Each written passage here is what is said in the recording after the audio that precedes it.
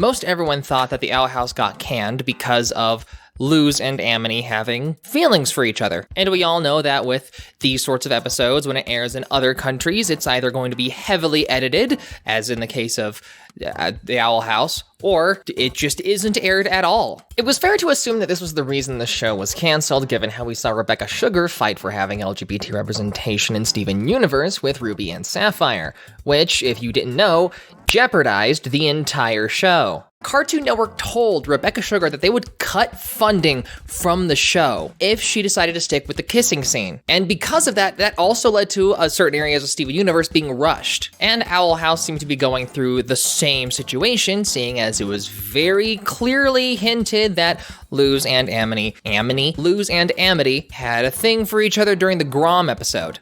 So when it was announced that the Owl House was getting cut short, everyone jumped to the conclusion of it's going down the same road as Steven Universe. Since Owl House is essentially the queer-friendly version of a certain other magical school franchise, that if you still support, you should be ashamed of yourself. During this time period, there was a lot of backlash at Disney for following the same road that Cartoon Network was doing. And it's rightly deserved, because there's been multiple stories of Disney being so difficult to work with, the creators just choose not to work with them at all anymore. Take, for example, J.J. Abrams and the Star Wars sequel trilogy. He left Disney saying that it was just a nightmare working with them and vowed not to work with them again. And that movie didn't even have LGBT themes front and center, and Disney's just tough. Disney, especially with something as big as Star Wars and something that's very finicky and they need to make sure it succeeds, they end up wanting so much control that it stifles the creativity of its creators. Or in other words, they keep messing up with the people that know what they're doing. Companies are more concerned with how a show or movie will perform everywhere, not just America. And I get that. I understand a lot of people usually get upset with these companies cutting out these scenes in other countries that aren't as accepting, just so that they can air it in those countries and make a profit. But I never understood why they were so upset. I mean, you can't really change the political landscape of another country with a cartoon or a movie. Would it help? Probably, but not without that company having a black mark on its name for years to come. And anything they try to push to those countries afterward may end up getting banned, and they may end up getting blacklisted. Media won't change people as much as we would like to think it would. There usually is not peaceful solutions for major changes like this. And so this may be a hot take, but I think it's better for companies to allow these LGBT themes in countries where it's more acceptable, like America, and allow it to be adapted for other countries that aren't as accepting. It's not really about companies wanting to get as much cash as possible, though that is a major factor, but the point is we aren't going to get what we want by having these companies submit these unedited videos to unaccepting countries. I would have major respect for a company if they decided just to not work with those types of countries, and refuse to do business with them until their values improve. I mean, if they choose to be behind the rest of the world should leave them behind. And it's that reason that I get upset. It's not them editing the footage, it's them choosing to still work with these countries. Tangent aside, what was the reason Dana Terrace gave as to why Disney Channel canned the show? Because as we see with season 3, episode 1, they let the team add a lot of very in-your-face representation to the point where even I was shocked. And that, I bet you that was a lot more difficult to get past the producers than a single kiss. In October of 2021, Dana Terrace posted on the Owl House subreddit that the reason wasn't because of LGBT representation, explaining that the reason was that Owl House was attracting an older audience and not their target audience, and they used the pandemic as an excuse to end it so they could pursue other things because there just wasn't enough in the budget, and continued to pursue things that aligned with their ultimate goal. The worst part is that Dana Terrace didn't even get to argue on her behalf. This decision was made without Dana's knowledge. And this isn't even uncommon. Infinity Train and Young Justice were both cut short for the same reason. Why they wouldn't just pivot a show that's known to be popular and instead make it to where it's, I don't know, a Disney Plus exclusive so that the show can continue and everyone is happy.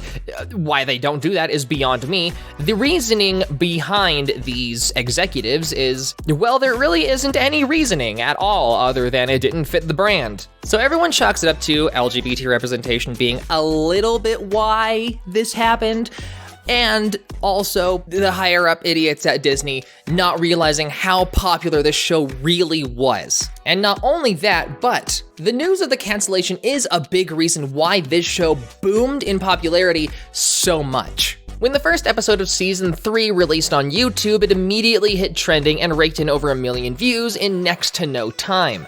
Once Disney saw how much outcry and how often Owl House was hitting trending, they said that they realized they made a mistake canceling the show, but it was too late to go back. So you might be asking, if Disney realizes that this show is a potential cash cow, and we know there's more ideas that Dana and the crew are willing to add into the Owl House lore, why don't they? They could just create a spin-off series on the streaming website, like Disney Plus, like with what Adventure Time is doing with HBO Max. Well, the problem came when the Don't Say Gay bill passed in Florida, restricting teachers from talking about gender to any children in school grades kindergarten through 3rd grade, which is clearly upsetting, but everyone knows that teachers aren't trying to indoctrinate children to the gay agenda. This bill ultimately does nothing, but it did empower anyone against the LGBT movement, and there were reports of people going so far as being forced to remove rainbows in their classrooms. Not pride flags,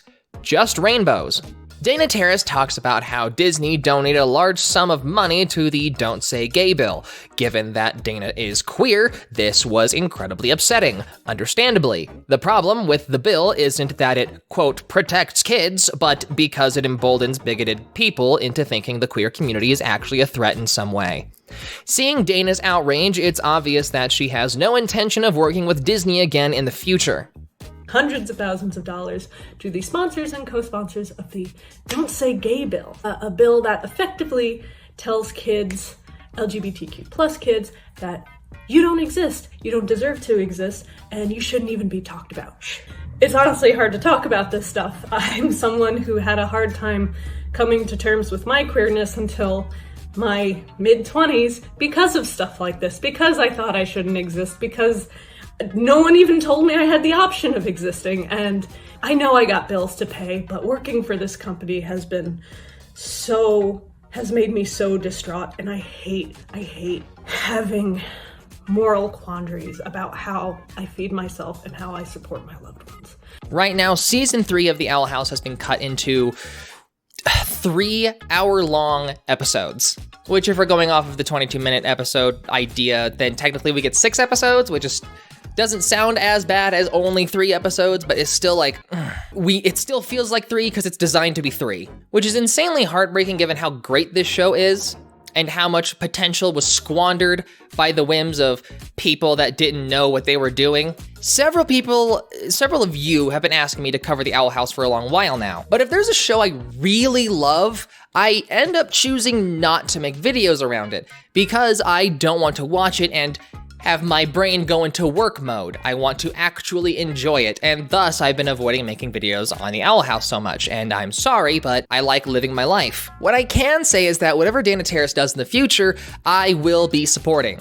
However, it is known that Dana Terrace is more familiar with creepy subjects and more horror ideas, and this Owl House is actually a large departure of what she does, which is a-okay with me. You know, I'm a big horror fan. It's just, if you guys weren't aware of that, you should be, because I would be expecting something along those lines for future projects that she does. And it's such a shame because in certain ways, the Owl House is better than a certain magical school franchise. And since we're on this topic, you shouldn't be supporting Hogwarts Legacy because it helps perpetuate transphobia. Don't buy it, don't be ashamed of yourself. I think what's most shocking is the lack of merchandise this show produced. If you've been following this channel, you know that merchandise is where the real money is. We had only 2 books released, Witches Before Wizards and Hexcellent Tales from the Boiling Isles.